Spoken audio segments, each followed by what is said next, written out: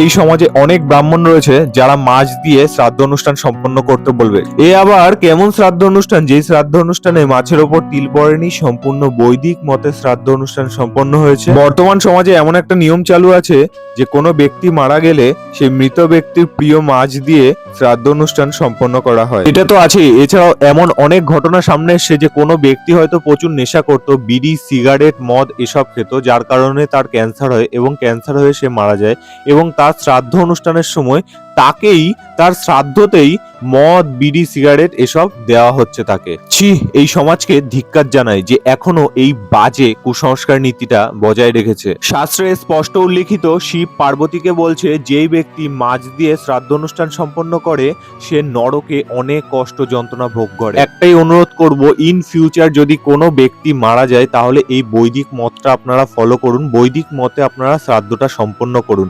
কারণ বৈদিক মত যদি আপনি ফলো না করেন তার আত্মা কখনো শান্তি পাবে না বা কখনো ভগবানের কাছে ফিরে যাবে না।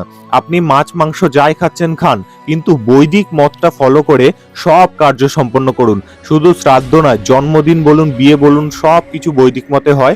আপনারা সব কিছু বৈদিক মত ফলো, এই বৈদিক মতটাই প্রাচীনকালের নিয়ম। এবার আপনাদের প্রশ্ন হচ্ছে, এই বৈদিক মতটা আবার কেমন? ভগবানকে সামনে রেখে সম্পূর্ণ নিরামিষ ভগবানকে ভোগ লাগিয়ে সেই ভোগটা কিন্তু সেই মৃত ব্যক্তিকে দেয়া হয়। যতক্ষণ যজ্ঞ চলতে থাকে সাইডে কিন্তু হরিনাম মহামন্ত্র চলতেই থাকে। এখনো এই সমাজে অনেক ব্রাহ্মণ রয়েছে যারা মাছ দিয়ে শ্রাদ্ধ অনুষ্ঠান সম্পন্ন করতে বলবে, কিন্তু ওইদিকে একদম যাবেন না। কোনো একজন শুদ্ধ বৈষ্ণব ব্রাহ্মণকে ডাকুন এবং তাকে দিয়ে এই বৈদিক শ্রাদ্ধ সম্পন্ন করান, তাহলেই যে মৃত ব্যক্তি, সেই মৃত ব্যক্তির আত্মা কিন্তু ভগবানের কাছে ফিরে যাবে। এবার শেষে আপনাদের মনে একটাই প্রশ্ন আসছে যে এই বৈদিক শ্রাদ্ধ অনুষ্ঠান আমি করাবো কোথা থেকে এবং এই বৈষ্ণব ব্রাহ্মণ আমি পাবো কোথা থেকে? আন্তর্জাতিক কৃষ্ণ ভবনামৃত সংঘ ইসকনের সাথে আপনারা যোগাযোগ করতে পারেন। আপনার বাড়ির আশেপাশে যদি কোনো ইসকন বা গড়িয় মঠের কোনো বৈষ্ণব ব্রাহ্মণ থাকে তার সাথে অবশ্যই যোগাযোগ করতে পারেন। তাই শেষে একটাই রিকোয়েস্ট করব, আমরাই কিন্তু পারি এই কুসংস্কার, অর্থাৎ এই মাছ দিয়ে যে শ্রাদ্ধ অনুষ্ঠান সম্পন্ন করা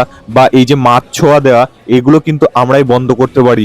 এগুলো আসল নিয়ম নয়, এগুলো কখনো চালু ছিল না, এগুলো কালক্রমে চালু হয়েছে, কিছুদিন আগে চালু হয়েছে, কিন্তু আগে বৈদিক মতটা ফলো করা হতো। আর ভগবানের কাছে মৃত ব্যক্তিকে ফিরিয়ে নেওয়ার জন্য কিন্তু এই বৈদিক মতটাই আপনার ফলো করতে হবে। হরে কৃষ্ণ, হরি বল।